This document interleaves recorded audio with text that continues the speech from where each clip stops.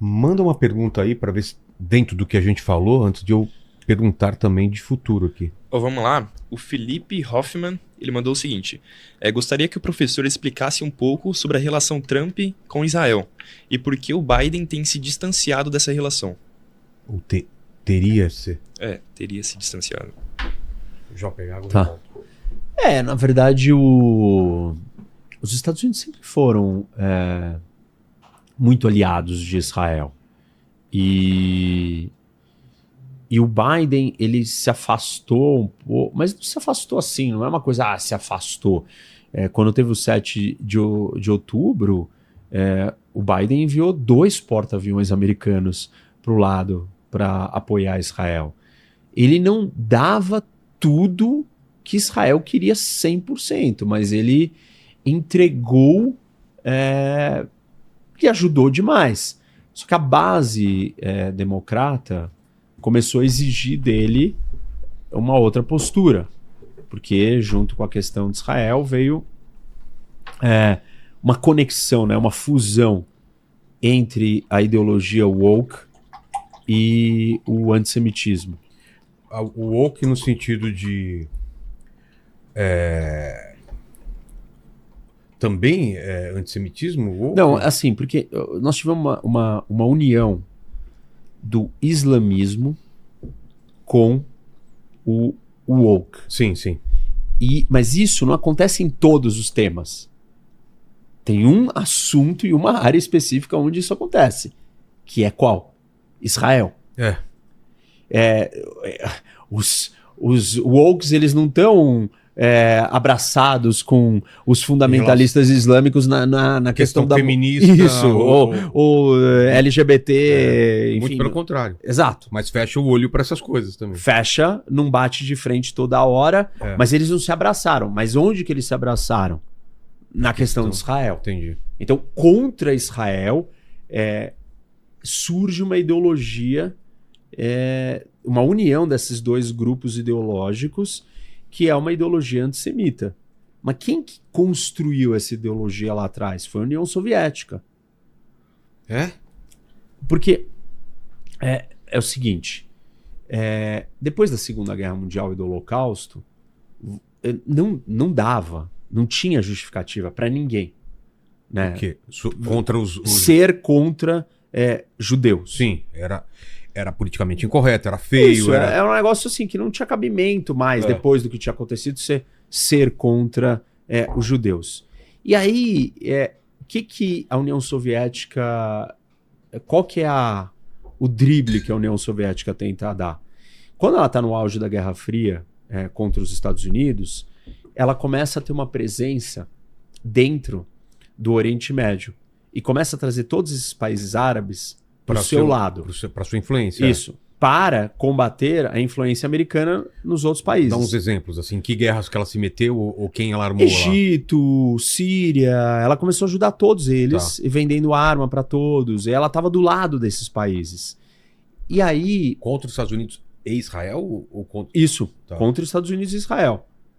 Na verdade, os Estados Unidos se aproximam de Israel porque a União Soviética está se aproximando dos outros.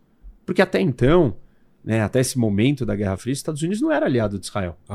Os primeiros aliados de Israel foi o Reino Unido, depois a França, e aí só depois é que vem os Estados Unidos. Os Estados Unidos não teve com Israel sempre. Entendi, porque viu Isso, porque tinha um mundo bipolar, tinha uma divisão, e aí os Estados Unidos então tomou o lado de Israel.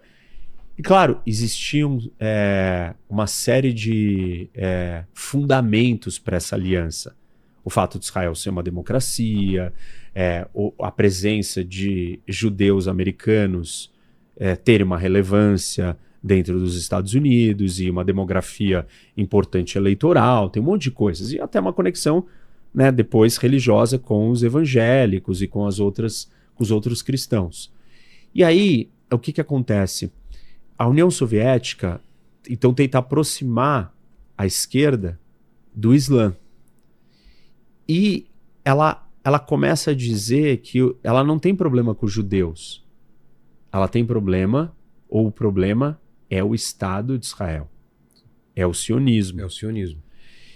E quando a União Soviética faz isso, ela coloca essa semente e ela cria essa narrativa de que dá uma desculpa para as pessoas poderem odiar. Isso, odiar, só que de uma forma mascarada. Claro. Por que é mascarado? E aí, na verdade, essa é a terceira manifestação do antissemitismo na história. Eu digo que o antissemitismo ele se manifestou em 3 grandes períodos, em três formas. Primeira manifestação do antissemitismo era antijudaísmo. O problema era com a religião judaica. Tá. Então, aí isso vem dos católicos, vem de culpar pela morte de Cristo. Isso. Ou de todos os outros povos que viravam e falavam assim, peraí, como que vocês acham que vocês só têm um Deus? Ou porque vocês são escolhidos? Isso, como que vocês só acreditam num Deus? Tá. Tipo, os romanos queriam, põe aqui as estátuas aqui, não Adoro. vou pôr. Não, eu só tenho o meu Deus. Isso, Deus e o meu Deus. Então, isso criou um problema com todo mundo, com o planeta inteiro, porque não existia monoteísmo. Existia politeísmo. O judaísmo é a primeira religião monoteísta. E alguns imperadores ou líderes queriam ser vistos como deuses também, né? Isso, exato. E eles não se curvavam para esses... Então tudo isso criou a primeira onda de antissemitismo, que era antijudaísmo. Religioso. Era um problema com a religião. A segunda onda vem na forma de um racismo purista étnico. Sim. Que vem com o nazismo. Vem um pouco antes, com a ideia de limpeza étnica. Com as doenças na Europa e os judeus... ali é a raiz. Lembra que... por que esses caras pegam menos as doenças? Eles devem ter algum pacto. Ou são... Porque eles tinham alguns hábitos, por causa da religião, que impediam também que as pragas chegassem. Por que eles se vestem assim? Aí tinha essas figuras... Ali começa o DNA dessa ideologia, desse raciocínio de limpeza étnica. Sim. E aí o problema... Soma-se a isso também o fato de como eles eram expulsos ou eram sempre à margem de ter bancos ou ter guardar algumas coisas para poder... ser expulso daqui, eu vou para outro lugar, eu tenho joias, tenho coisas. E isso foi usado também pelo nazismo como esses caras são donos de tudo, que eles são o problema da nossa pobreza, vai. O ponto é que aqui isso foi manifestado numa forma contra o judeu. Primeiro era contra o judaísmo, primeira fase. Segunda, contra o judeu, o indivíduo, o DNA dele. Como povo. Isso. E aí a gente começou a pegar mal por causa depois do holocausto de tudo que aconteceu. Isso. E aí nós vamos para a terceira manifestação, que ela não é mais contra a religião, não é mais contra o povo. Isso são narrativas. Claro. São manifestações de antissemitismo. E aí a terceira é contra o Estado. Eu não acho eu sou antisionista. Eu não acho que vocês tenham o direito de ter um Estado, de ter uma terra. Eu não sou antissemita, eu sou antisionista. Entendeu? O sionismo é um movimento nacionalista. De autodeterminação. E assim, eu acho que eu já falei isso várias vezes aqui, mas só para completar o raciocínio. Todo movimento nacionalista, ele é exclusivista. Claro. Por quê? Porque ele não é universal, certo? Ele é nacional. Claro. Qual é o oposto de universal? É o nacional. Sim. O universal é tudo. O particular é só um grupo. O movimento nacionalista brasileiro, ele não é universal. Não. Ele é excludente, correto? Claro. Porque ele é o movimento nacionalista dos brasileiros. Ele não é o movimento nacionalista dos argentinos. E nem dos franceses. E o movimento nacionalista americano, ele é americano, não é mexicano, e nem canadense, e assim por diante. Então, todos os povos têm movimentos nacionalistas. Que tratam dos seus interesses. Os seus interesses de ter a sua terra e serem soberanos na sua terra. Esse é o objetivo de todos os povos. Todos querem isso.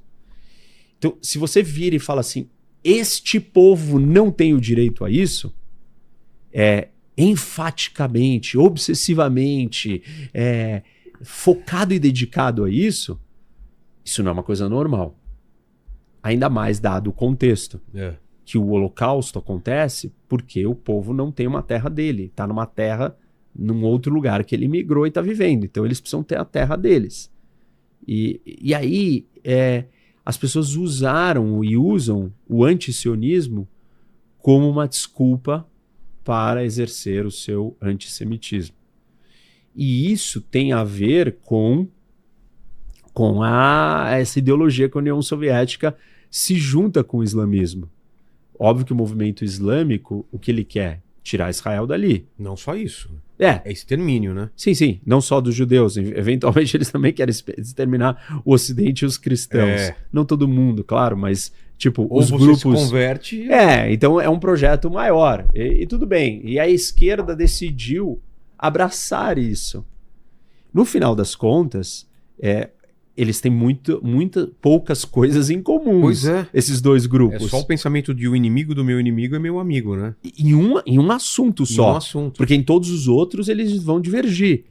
E a loucura é que uma hora essa aliança rompe e quem é que provavelmente vai ser massacrado?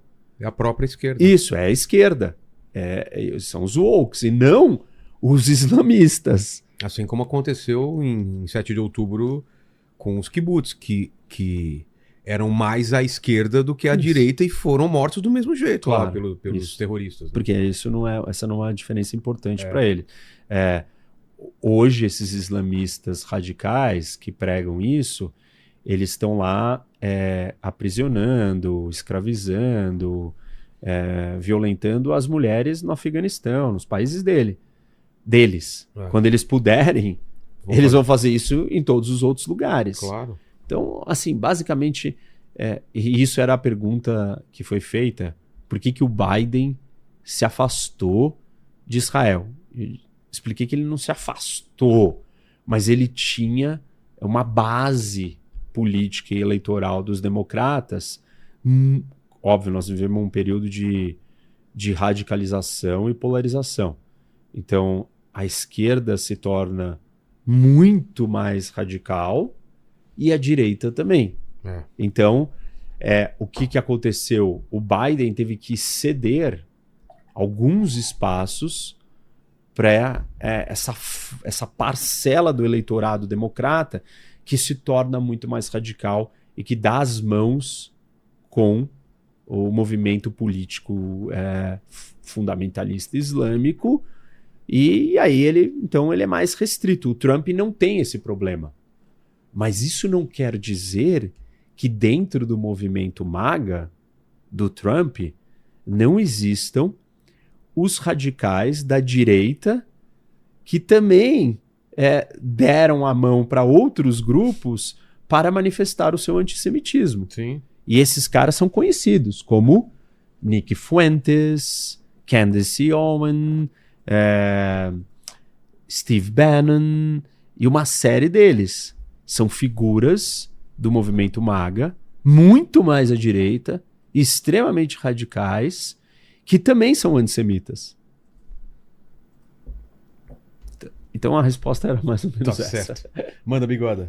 O Marcos mandou assim: acredita que o ataque dos Estados Unidos tem o objetivo de abafar o caso do Epstein?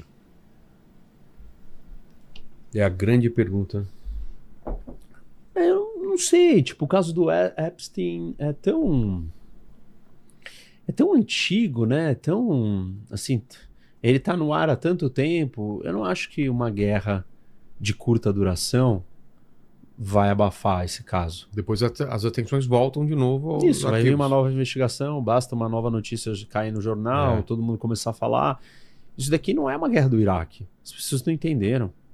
Vocês ainda estão batendo nessa tecla. Não é guerra do Iraque. É o novo Iraque, né? Isso daqui é um negócio minúsculo, vai durar pouco tempo, entendeu?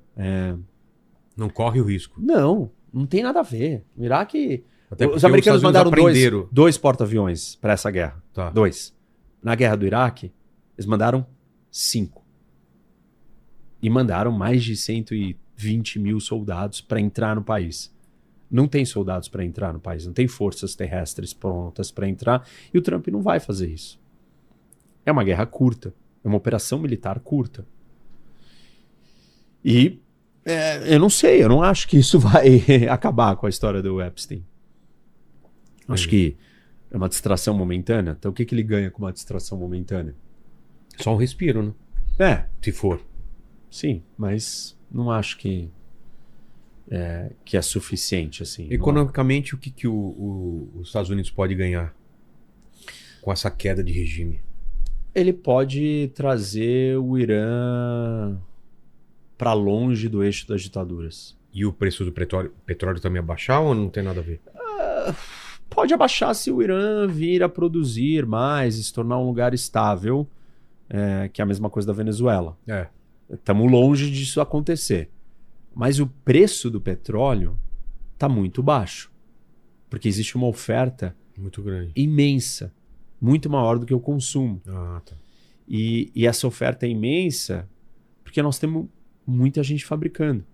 Nós temos muitas descobertas. Os Estados Unidos se tornou autossuficiente em petróleo, com a descoberta do shale, do xisto. O Brasil está produzindo cada vez mais. A Guiana descobriu um monte de petróleo e não produzia nada. Hoje já produz pouco mais de 1 milhão de barris. É uma grande sensação, é um boom do petróleo. O mundo inteiro está produzindo mais. Antigamente estava muito na mão do Oriente Médio, né? E isso acabou. E além disso, normalmente, né, a OPEP, que é um cartel, eles combinavam a produção e o valor e o preço. E eles não estão fazendo isso. Eles estão produzindo mais. Você fala, pô, mas se já tem tanta oferta e você produz mais, né? Você oferta mais ainda, o preço vai cair mais ainda. Não faz sentido eles fazerem isso. Mas eles estão fazendo, porque eles estão apostando no quê? Eles estão imaginando que eles vão conquistar o mercado. Então eu produzo mais e quero vender para você, para ele, para o outro. Falo, para de comprar da Arábia Saudita, eu tenho condição de te entregar mais. Entendi. E esperando que num momento lá na frente o preço vá subir. Mas eles estão tentando crescer o tamanho dos seus mercados. Então tem uma competição entre os produtores para produzir mais, para abocanhar mais mercado. Isso está custando dinheiro para eles. Entendi. Fazia tempo que a geopolítica não tinha um efeito direto no petróleo. É que essa guerra, ela tá no olho do furacão. 1/5 do petróleo do mundo passa pelo Estreito de Hormuz. Não só o petróleo, como fertilizantes, como gás natural, como um monte de coisas. Então, o impacto em tudo vai ser grande. E aí o petróleo tem um impacto direto na inflação. Porque tudo que a gente usa precisa do petróleo. Claro. É o plástico, é todos os equipamentos, é todas as coisas. Eu vou pedir pro Bigode colocar um mapa e pra gente ir vendo país por país o papel dele nessa guerra. Vamos começar com o Egito. O Egito não se mete muito. Qual é a posição do Egito atual? É um país quebrado, é um país que tem crises internas e não tem tempo para cuidar da política externa, é isso? O que está acontecendo? Olha, o Egito tem um monte de problema econômico, um monte de dificuldade, né? Passou por vários golpes e tal, contragolpes. Tá tentando se reerguer, não é... Ele tá um pouco de fora dessa confusão toda. Ele é aliado de quem? Dos Estados Unidos. Assumidamente? Assumidamente. Os Estados Unidos dá dinheiro pro Egito, pro exército do Egito. Tá. E é aliado de Israel também. Não é possível que eu já ganhei a corrida e você ainda não se inscreve, deixou o like e comentou. Que lerdão!